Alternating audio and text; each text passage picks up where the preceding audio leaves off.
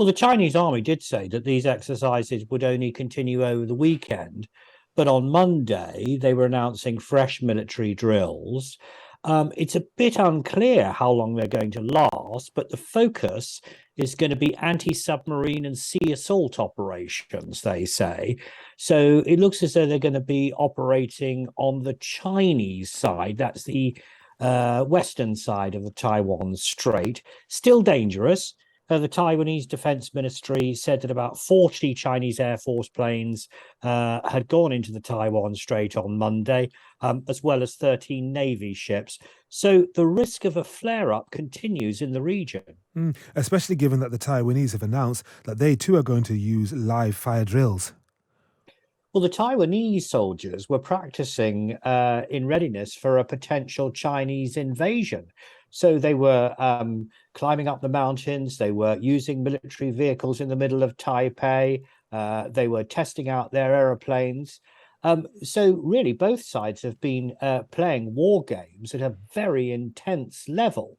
What hasn't been happening has been any joint exercises with the United States. Yeah. They're keeping their distance. And so actually is President Biden. So he was cornered by reporters in Delaware this evening. And he said, with regard to China, I'm concerned they're as moving as much as they are, but I don't think they're going to do anything more than they are. So Right. that's the view of the President of the United States of America. Although, of course, he is the commander-in-chief of the American Armed Forces, which is a military power much bigger than that of China. Yeah, and I bet his advisors were terrified because he was speaking off the cuff, wasn't he? I remember what happened when he spoke off the cuff about Russia and Ukraine.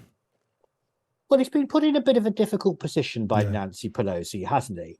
Because the warning that he gave was the US military don't think that the timing of the trip to Taipei is good.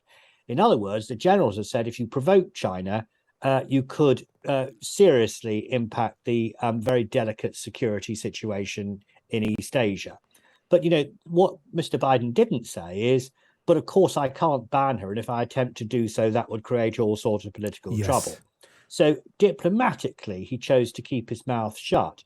But remember, it was Mr. Biden who'd had that long conversation with the Chinese Premier Xi Jinping just a few days before all this military activity around Taiwan. Mm-hmm. And yet it was Ms. Pelosi who was flying around Asia trying to visit the regional leaders. Actually, the president of South Korea refused to meet her.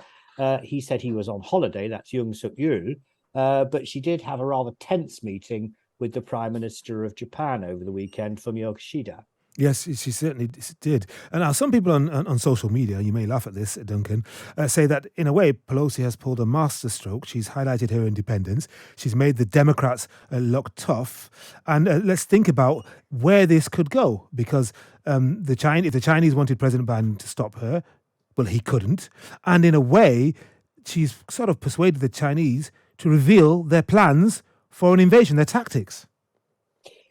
Well, that's an interesting observation, isn't it? And I think from a military point of view, all these fireworks around the island of Taiwan were good for China on one level because they were a bit of a propaganda coup in terms of television.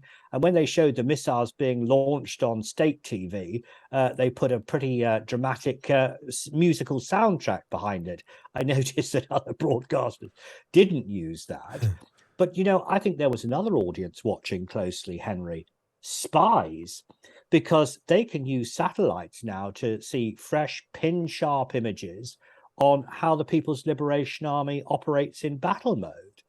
And it was quite telling at his speech at the United Nations last week. The Japanese Prime Minister, Mr. Kishida, was encouraging countries to enhance their transparency. Well, China's made its own ambitions quite transparent with its military activities around Taiwan. And the longer they continue and the more ships and aircraft and anti-submarine operations they bring into play in this theatre, the more information the spies from Japan and America will be able to obtain, which I think they could use to work out how China might approach a potential invasion of Taiwan. Very interesting.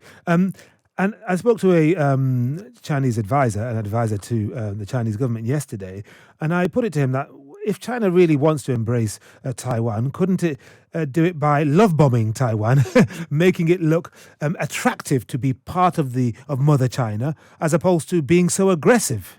Oh, it's tried that already. It's sent flowers and champagne and boxes of chocolates. It's done that a lot. It's offered special deals to people from Taiwan that want to come and work in mainland China, particularly if they'd like to come and work in a technology sector, such as building microchips. They get paid very well and they're treated like VIPs, as you can imagine. I bet. But it hasn't worked in terms of political change in Taiwan. I mean, all the opinion polls that have taken place in Taiwan have found that people there feel more Taiwanese than Chinese. In the past, people felt that they had a bit of a mixed identity, actually, because most of them had fled to Taiwan for historical reasons from mainland China. But nowadays, they've got their own autonomous Taiwanese identity. And they're not keen to reunite with the motherland, as Xi Jinping puts it. They don't see any particular reason to go back to the rest of China. In fact, what they do is they look at the situation in Hong Kong and they say, look, that used to be an open, democratic society with a free media and a hub of international business. Look at it now. Yeah. It's definitely controlled by Beijing loyalists. We don't want that kind of political situation in Taiwan. And so all this love bombing, as you put it, Henry, by China hasn't really it hasn't really meant that the Taiwanese have fallen back in love with their big, powerful suitor.